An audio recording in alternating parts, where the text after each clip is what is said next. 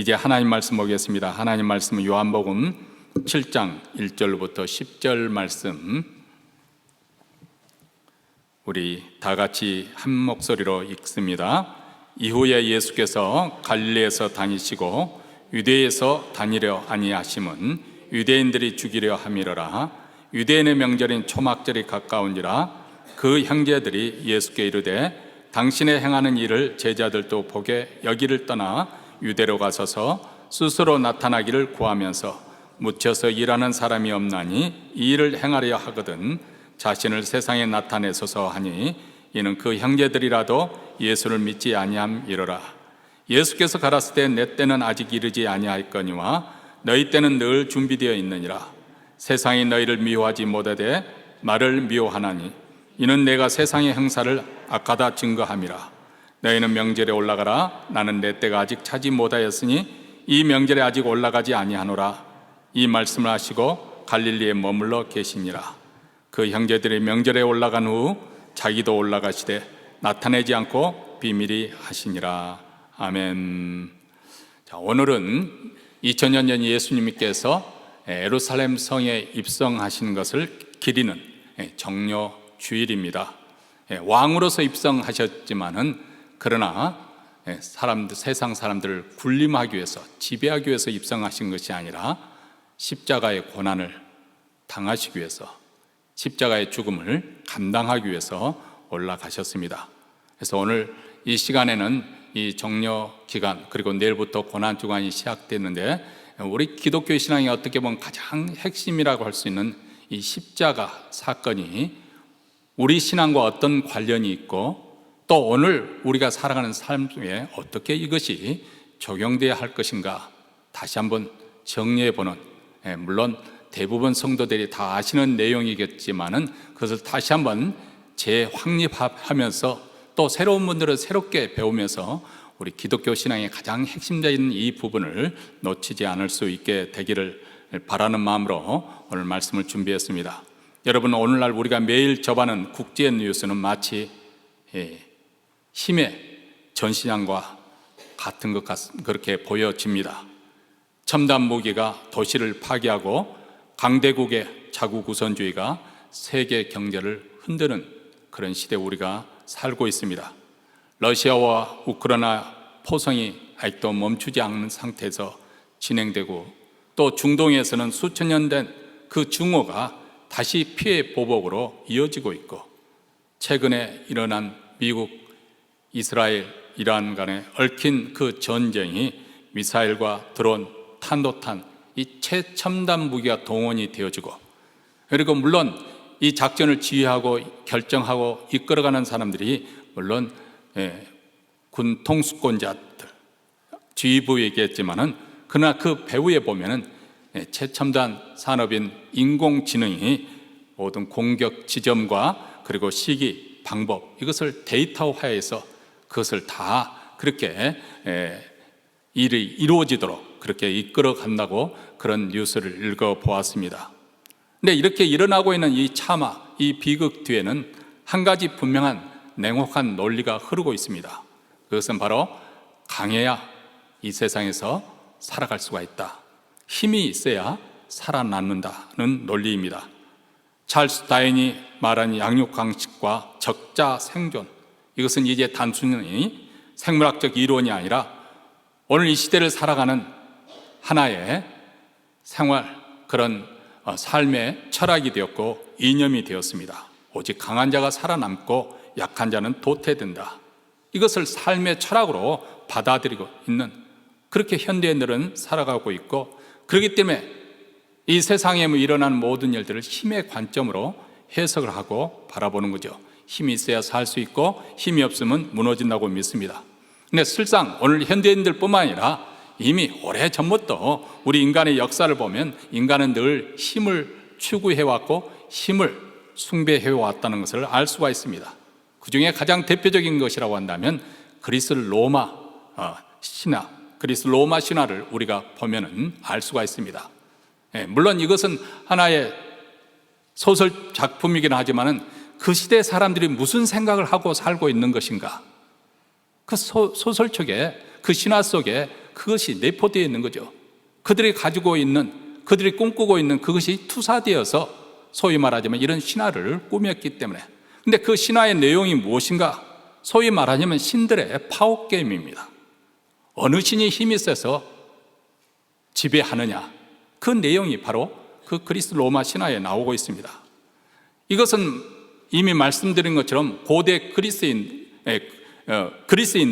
그리고 로마 사람들이 힘을 추구해 하고 그리고 숭배하고 있다 하는 사실을 간접적으로 보여주고 있는 것이죠.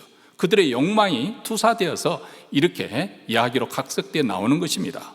그리고 그 욕망대로 로마 제국은 강력한 군사력을 가지고 세상을 지배했습니다. 예수님 당시 유대인들도 이와 다르지 않았습니다. 그들이 하나님을 믿는 백성임에도 불구하고 예수님께 내가 메시아라면 그 표적을 보여라, 끊임없이 그들은 요구를 했습니다. 아니, 예수님은 이미 700~800년 전에 이사야가 예언한 그 말씀대로 지금 이루어지고 있다는 그런 증거를 이적과 기사를 통해서 계속 보여줌에도 불구하고 그것 말고 내가 진정 메시아라 한다면 모세처럼, 모세가 한 것이 아닌데 모세처럼 우리 민족을 구출해 보라는 거죠. 홍해를 가르고 또 40일 광야 생활할 때 40일 동안 만나를 먹인 것처럼 그 능력을 발휘해서 너도 한번 로마 군대를 물리치고 우리나라를 부강한 나라로 만들어 보라는 것입니다. 여기에 보면 유대인들이 가지고 있는 메시아 사상 속에 힘을 숭배하고 있다는 것을 우리는 간접적으로 알 수가 있습니다. 여러분, 이것은 기독교 과거 역사에도 우리가 찾아볼 수 있는 흔적들을 찾아볼 수가 있습니다. 특히 19세기, 20세기 제국주의 시대에 이 제국주의와 서구 교회는 그것을 제휴함으로써, 타협함으로써 식민지 국가와 민족들에게, 그래서 오늘같이 기독교에 대한 많은 오해를 심어줬지 않습니까? 제국주의는 기독교를 통해서 그 식민지 국가에 있는 사람들을 교화시키고 그래서 통솔하기 쉽도록 그렇게 하려고 했고, 교회는 이 제국주의의 그런 힘, 군사력이나 정치력을 발휘해서 더 쉽게 복음을 전파하려고 했습니다. 그 결과 많은 오해와 상처를 가져왔습니다. 여러분, 세계에서 지금 현재 가장 무슬림이 많은 국가가 어딘지 아십니까? 우리는 이슬람교를 믿는 무슬림 국가라고 하면은 아라비아, 사우디아라비아나 또 그쪽 중동 아시아를 많이 떠올립니다. 현재 가장 많은 무슬림을 거느린 나라는 아시아에 있습니다. 바로 인도네시아입니다. 인도네시아 그 많은 인구가 어떻게 무슬림화 되었는가? 그것은 그 당시 네덜란드가 인도네시아를 식민지하고 있었는데 그 식민지하에 지배하고 있는 네덜란드 국가가 소위 말하는 기독교 국가 아니겠어요? 그러니까 그 기독교 국가인 네덜란드와 투항하다 보니까 자연히 무슬림, 그들이 정신적인 추진 노크를 하게 되고 그래서 오늘날 가장 많은 무슬림 국가가 된 것입니다. 여러분, 지금도 이런 선교사님들이 먼저 들어가고 난 다음에 물론 수고를 많이 했죠. 그렇다고 해서 제가 평가절하는 것은 아닙니다. 그러나 많은 경우에 그 뒤로 총과 대포가 뒤따랐기 때문에 지금도 기독교를 제국주의 앞조로 그렇게 불신하는 경우가 많이 있다는 그런 흔적이 있다는 것을 우리가 잊지 말아야 되겠습니다. 이것은 다른 사람들, 다른 국가, 다른 시대에만 나타나는 현상이 아니라 오늘날 교회도 마찬가지입니다. 우리는 때로 복음의 능력을 믿기보다는 그 교인들 숫자가 얼마가 되고 또 헌금이 얼마나 나오는가, 그것으로 교회의 힘을 측정하고 자랑하려고 하고 그런 힘을 가지고 세상을 영향력을 미치려고 굴복시키려고 하지 않습니까? 성도 여러분, 기독교 신앙은 결코 힘의 논리로 세상을 설득하는 종교가 아닙니다. 우리 하나님은 전능하신 하나님이시지만은 단 한 번도 힘으로 인간을 굴복시키지 않습니다.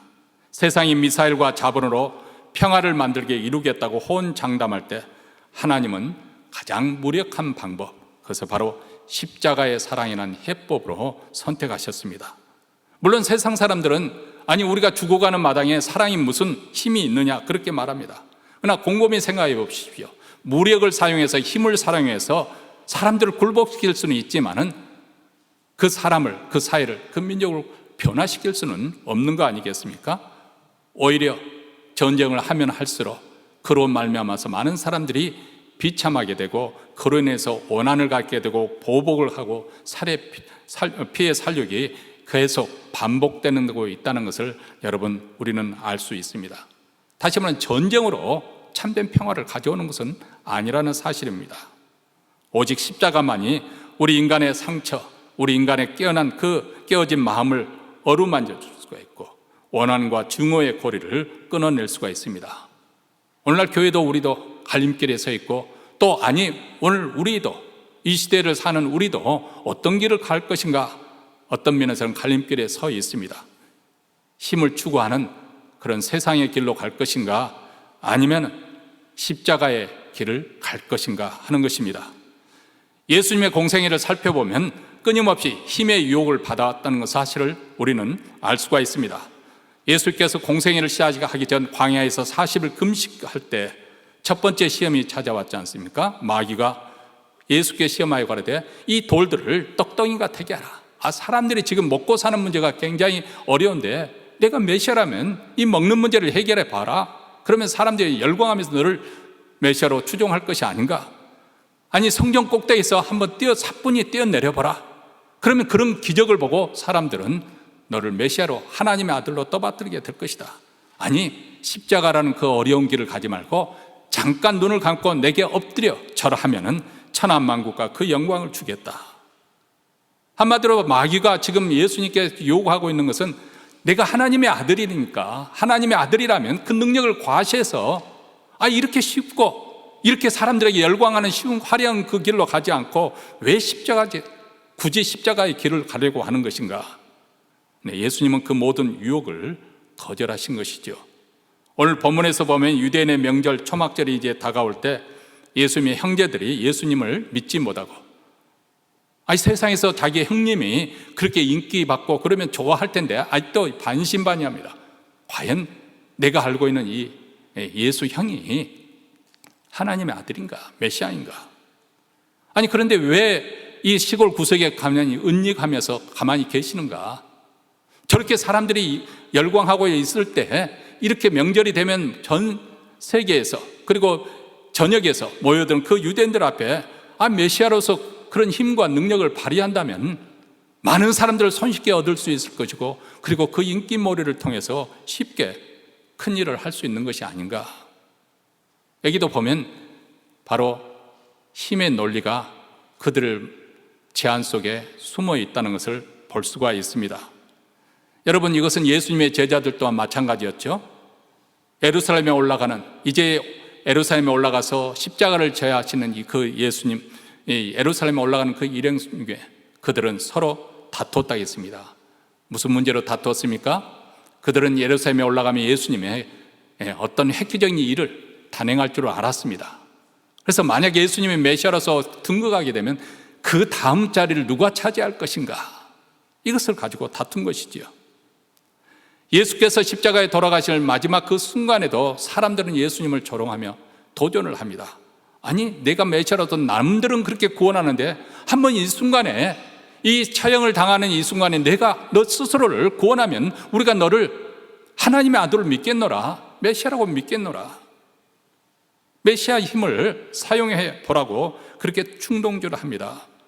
예수님은 끝까지 그 힘의 유혹을 참아내시고 오히려 힘없는 무력한 자처럼 십자가의 죽음을 맞이하였습니다. 오늘 본문에서도 예수님께서는 유혹을 거절하시면서 내 때는 아직 이르지 아니하였다, 내 때가 아직 차지 아니하였다, 이렇게 말씀을 하고 있습니다. 그런데 여기서 내 때란, 아직 이르지 아니한 내 때는 무엇을 의미하는 것인가? 우리가 요한복음 17장에서도 나오고 있습니다만 바로 예수님이 십자가에 매달려 죽는 때를 말씀합니다. 그리고 예수님께서는 그 십자가에 죽는 이때야말로 가장 참혹하고 예수님으로 봐서는 가장 수치스러운 아주 무능력의 끝판왕인 그런 십자가의 형틀인데 그 죽음을 가리켜서 예수님은 내가 영광을 얻는 때라고 그렇게 말씀하십니다. 그래서 하나님 아버지께 기도할 때도 아버지의 아들을 영화롭게 하옵시고, 그래서 이 아들로 하여금 아버지를 영화롭게 하게 하옵소서.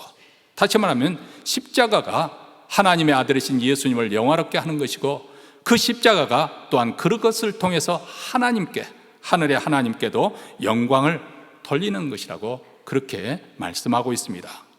여기에 바로 십자가의 역설이 들어 있습니다. 너무나도 위대하시고 또 강하신 성자 하나님이 죄인의 모습으로 이 땅에 오셨습니다.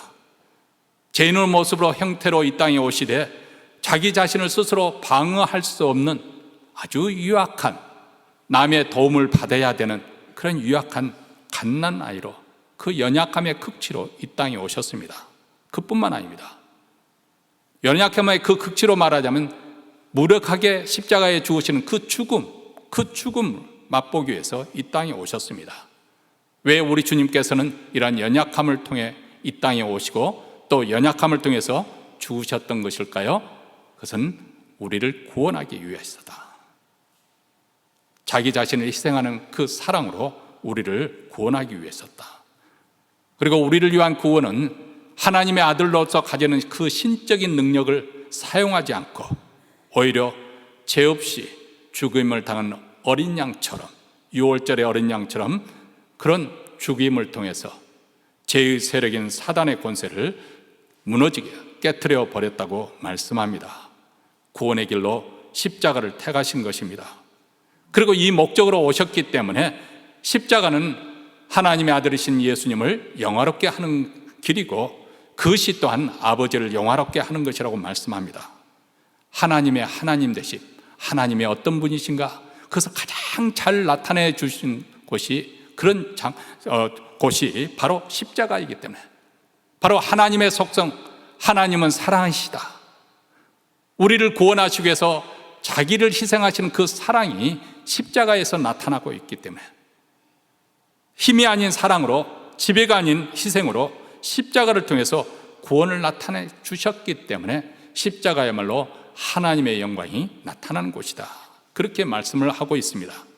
여러분, 우리가 십자가를 더 깊게 제대로 잘 이해하려면, 그렇다면 십자가는 우리를 죄에서 건져주기 위해서, 구원하기 위해서 어떤 이 죄가 무엇인가 하는 것을 더 먼저 한편 더 숙고해 보아야 합니다. 여러분, 죄라고 하는 것은 우리는 물론 우리 생각에 얼핏 떠오르는 것은 항상 우리는 윤리적인, 도덕적인, 아니면 어떤 법을 어겼다는 그런 법률적인 그런 차원에서 생각하죠. 아니면 나쁜 행동, 교정돼야 될 나쁜 행동. 그래서 내가 선한 일을 하면 얼마든지 보완될 수 있는 그 정도의 수준에서 죄를 생각하기 쉽습니다. 근데 우리가 로마서를 통해서 공부했던 것처럼 성경은 죄를 그렇게 가볍게 보지 않습니다. 죄를 가공할 만한 파괴력을 가진 힘, 파워라고, 세력이라고 그렇게 표현하고 있습니다. 인간을 압도적으로 지배하는 권능이다. 거의 일방적으로 역사하는 그런 권능과 같다. 그렇게 말합니다.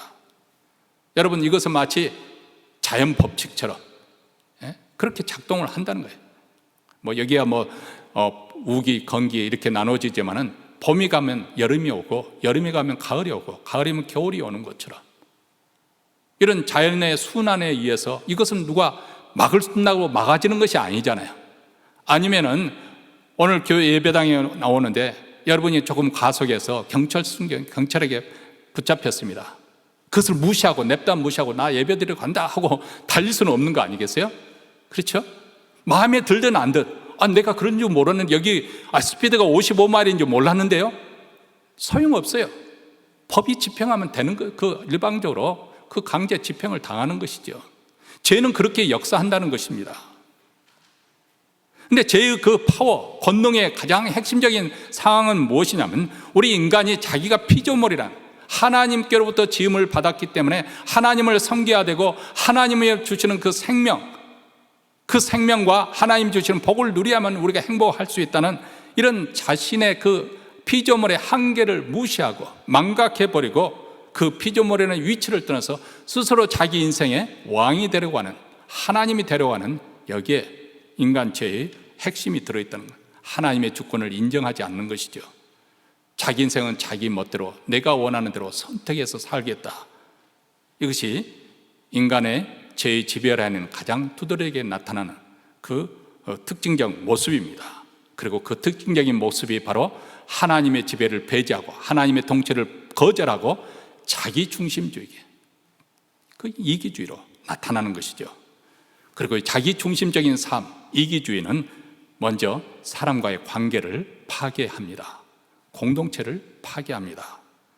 사람들을 자기 영향력 아래 묶어두고 지배하라고 하는 것이죠. 자기가 원하는 대로. 그래서 안 되면 자기가 컨트롤하는 거예요. 사람들을 매니플레이트해서 조정해서라도 내가 원하는 쪽으로 그렇게 하는 것이죠. 그래서 타인과의 관계가 불화하게 되고 원수가 되고 서로 대적하여 싸우는 것입니다. 로마서 1장 28절과 31절을 보면 하나님을 믿지 않는 자들의 죄의 목록이 열거가 되는데 거기서 가장 압도적으로 많이 나타나는 제목이 있는데 그것은 바로 관계를 파괴하는 죄의 목록이 나옵니다. 탐욕, 악의, 시기, 살인, 분쟁, 사기, 수군수군, 비방하는 자, 교만한 자, 자랑하는 자, 무정하고 무자비한 자라. 이웃을 무시하고 그리고 비방하고 무너뜨리려고 하고 그들을 뒷골아서라도 자기 존재를 드러내려고 하고 내가 원하는 대로 행하려고 하는 이런 죄의 역사에 대해서 한마디로 표현하면 죄는 인간을 지배하고 있는 권세와 같다. 불가항력적으로 어떻게 보면 내가 저항할 수 없는 그런 힘을 가지고 어떻게 보면 내 자신이 전부 죄에 오염되어 있는 그런 상황이라는 거예요. 고상하면 고상하게 죄를 짓고요, 무시하면 무시간대로 죄를 짓고, 교양이 있으면 교양 있는 것을 통해서 죄를 짓습니다. 신앙인 신앙인으로 죄를 져요. 나는 요즘 내가 금식 기도를 하는데 말이야 너무 힘들어서 못하겠어. 이 말 속에는 뭐예요? 나는 지금 금식 기도하고 있다. 내가 그만큼 신앙이 좋아. 그것을 감정적으로 나타내는 거예요. 예전에 중국에서 그런 스토리가 있지 않습니까? 자기 사돈이 병이 들어서 침상에 누워있다는 소문을 듣고 이제 병문안을 갔습니다. 병문안을 갔더니 사돈이 나오지를 않는 거예요. 아니, 그러고 왔으면 좀 그래도 몸을 좀 수술하고 나와야 되는데 나오지를 않는 거예요.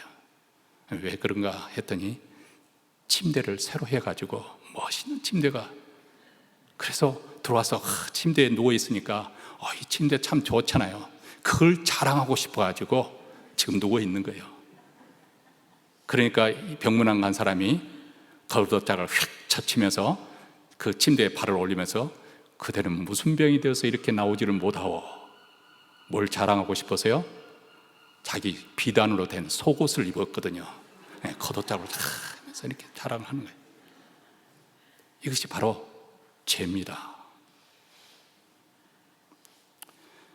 예수께서 우리를 죄에서 구원하셨다는 것을 우리가 잘 이해하려면 이런 죄의 권세에 대해서, 속성에 대해서 잘 이해할 필요가 있습니다.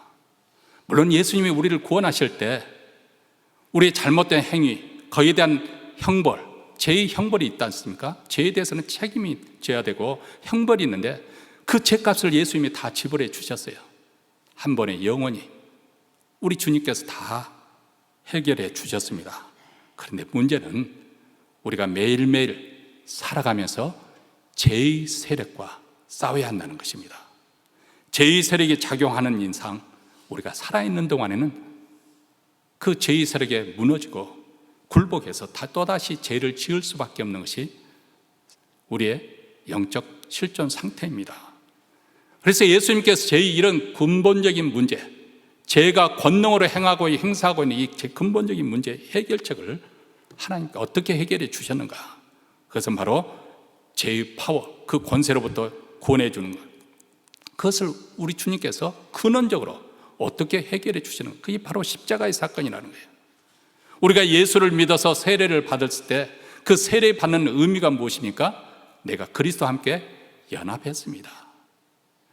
2000년 전 그리스도께서 십자가에 죽으신 것처럼 나의 옛삶은 예수님의 죽음과 아울러서 나는 죽었습니다. 예수님이 죽었기 때문에 나도 죄에 대해서 죽었습니다. 죄가 아무리 권능을 가지고 우리를 지배하려고 해도 나는 시체와 같습니다. 시체는 아무런 영향을 받지 않습니다. 죄에 대해서 죽어버린 내게 죄는 더 이상 세력으로 발휘할 수가 없는 것이지요. 그리스도께서 3일 만에 그리고 다시 부활하심을 통해서 나도 이제는 그리스도와 함께 부활했습니다. 이제는 더 이상 죄를 향하여 살지 않고 하나님을 향하여 살게 됩니다. 성령으로 새로운 생명으로 사는 것이죠. 하나님께 대항하면서 자기 중심적인 삶에서 그렇게 살던 내 옛사람은 이미 십자가에 못 박혀 죽고 더 이상 나는 죄의 지배 아래 사는 것이 아니라 하나님의 통찰에 의와 거룩과 생명이 충만한 그런 삶을 살 수 있습니다. 이런 삶을 가능하게 하시는 분이 바로 성령 하나님이십니다.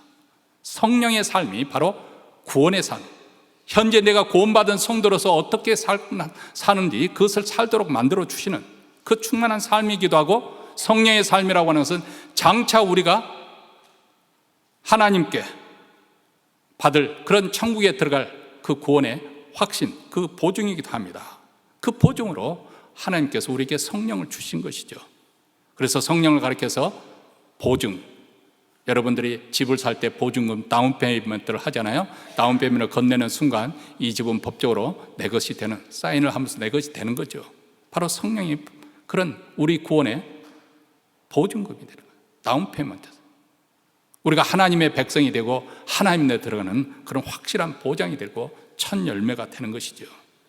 그리고 이런 성령의 삶에 이제 우리가 성령의 다스림 속에 성령의 삶으로 사는 그 삶의 내용이 무엇이냐?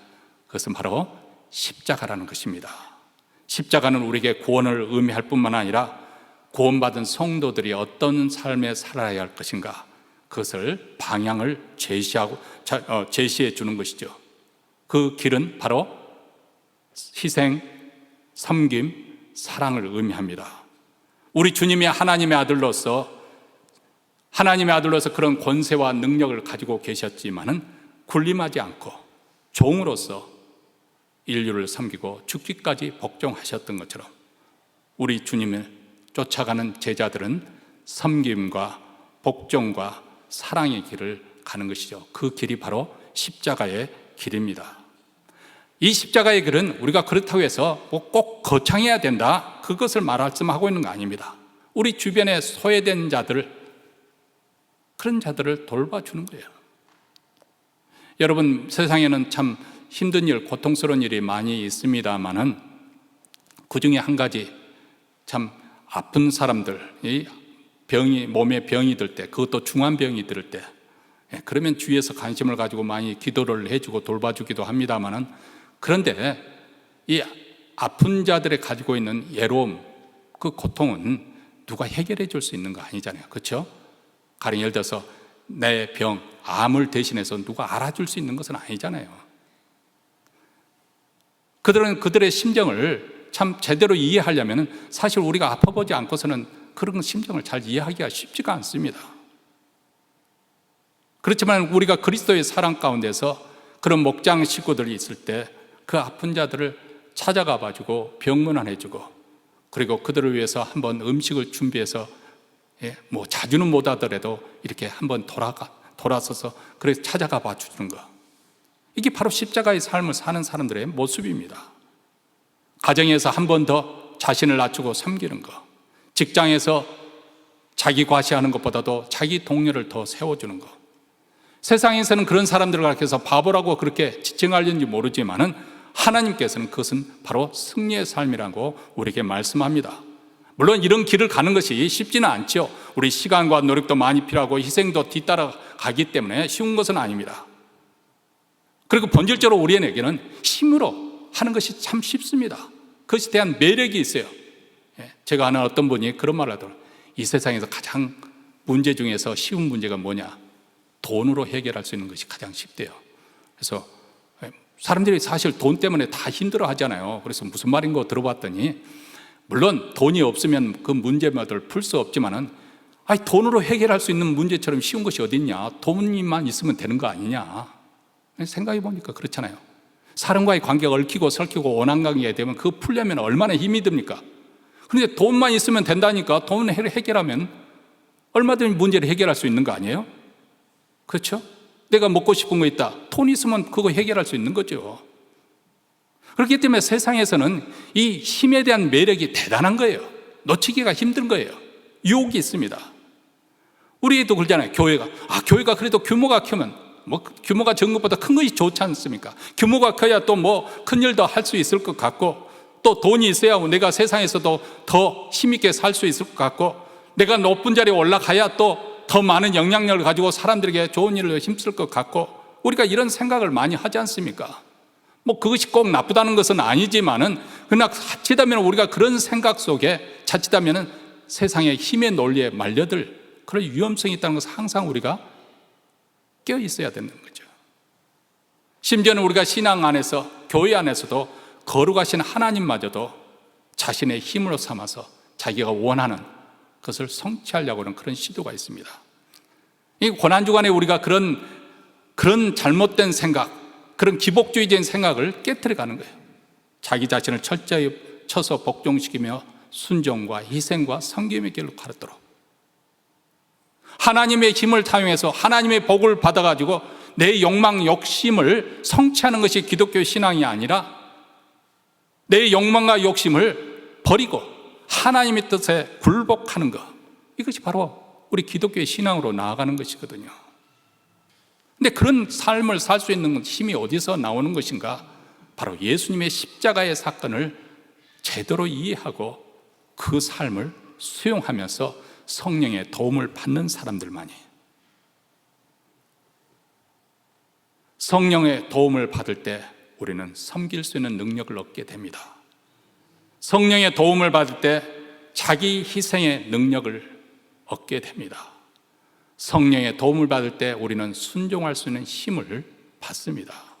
희생하고 섬기는 이런 삶을 살게 될 때 비로소 성도들은, 그리고 교회는 세상에 선한 영향력을 미칠 수가 있습니다. 우리 교회가 아주 수요가 많아서, 한국식으로 표현하자면 국회의원들이 와서 자기 얼굴 내밀고 그렇게 해야 교회가 큰 일을 할 수 있는 것이 아니라, 우리 성도들이 우리가 살고 있는 삶의 영역 속에서, 그것이 목장이든지 아니면 사회생활이든지 아니면 직장생활이든 그 영역 속에서 자기 희생, 섬김, 순종의 삶을 살 때 우리는 선한 영향력을 미칠 수가 있는 거죠. 사랑하는 성도 여러분, 예수님은 우리에게 분명한 길을 보여주셨습니다. 그것은 힘의 길이 아니라 십자가의 길이다. 자기 자신을 과시하고 드러내는 길이 아니라 하나님의 때를 기다리는 길이다. 지배하여서 자기의 존재를 드러내면서 만족하는 그런 길이 아니라 섬기는 길이다. 지금 여러분은 어떤 길을 걷고 있습니까? 고난주간을 앞두고 우리는 다시 이 질문에 서야 됩니다. 나는 어떤 길을 걷고 있는 것인가? 힘을 추구하는 길인가? 아니면 십자가의 길인가?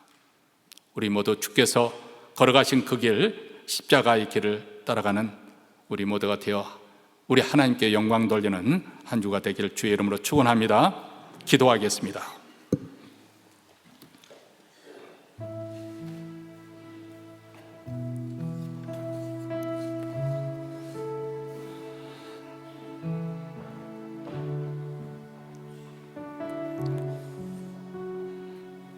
사랑하는 성도 여러분, 2000년 전 예수님의 사건은 내 인생의 구원, 이 문제뿐만 아니라 내가 이 시대에 어떤 삶을 살아가야 할 것인지 방향을 바꿔주고, 또 그런 삶을 살 수 있는 능력의 근원이 되기도 합니다. 세상은 힘을 추구하고 가진 힘을 자랑하고 과시하기를 좋아합니다. 우리가 가는 길은 십자가의 길입니다. 자기 희생과 섬김과 순종의 삶입니다. 이런 하나님의 부르심에 우리 모두 응할 수 있게 되기를 바랍니다. 하나님 아버지, 감사합니다. 이제 고난주간을 앞두고 다시 한번 예수님이 달리신 십자가가 단순히 나의 과거에 행한 모든 죄를 용서해 주시는 것에 그치는 것이 아니라 더 이상 죄의 지배를 받지 않는 삶, 성령의 도움으로 자기 희생과 순종과 섬김의 삶을 나아갈 수 있는 그런 능력의 원동력이 된다는 것을 배웠습니다. 이제 한 주를 살아갈 때 바로 이 십자가의 길로 믿음을 가지고 나아가게 하시고 성령의 도움을 통해서 이를 통해서 우리 하나님께 영광 돌리고 선한 영향력을 미치는 성도의 삶이 이루어지게 하여 주시옵소서. 우리 구주 예수 그리스도 이름으로 기도하옵나이다. 아멘.